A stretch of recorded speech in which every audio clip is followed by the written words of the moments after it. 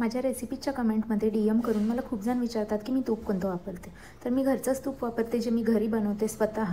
मी विकतचे तूप अजिबात यूज करत नाही आहे. तर इथे मी बघू शकता, इथे 15 ते 20 दिवसांची मी फक्त मलई साठवून घेतलेली आहे.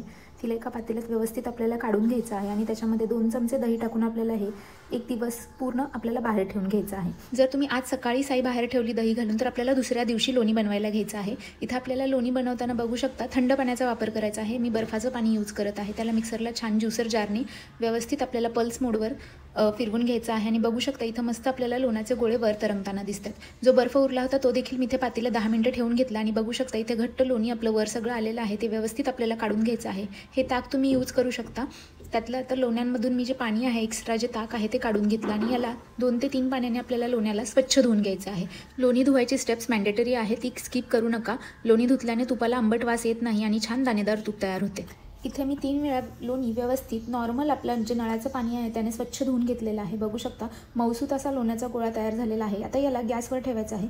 गॅस एकदम लो फ्लेमवर ठेवायचा आहे. गोळा जसा जसा वितळतो तसं लोणी हे पातेल्यातून बाहेर यायला बघतं. त्यामुळे आपल्याला गॅससमोरच उभं राहायचं आहे. जसा जसा वर येईल लोण्याचा गोळा किंवा तो जो फेस आहे त्याला आपल्याला चमच्याने व्यवस्थित ढवळून त्याला खाली पाठवायचं आहे. म्हणजे आपलं तूप बाहेर सांडलं जाणार नाही. असं आपल्याला एक 5 ते 6 मिनिटं करावं लागतं. जसे लोणी मेल्ट होते, वितळते, तसा तो फेस आपोआप खाली जायला लागेल आणि मग तुम्हाला ढवळायची गरज राहणार नाही. इथे बघू शकता लोणी व्यवस्थित वितळले आहे आणि आता ते तूप तयार व्हायच्या प्रक्रियेला लागलेले आहे. जसा जसा वेळ जाईल हे ट्रान्सपरंट होत जाईल. इथे बघू शकता फेस कमी होतोय आणि हे ट्रान्सपरंट होत आहे.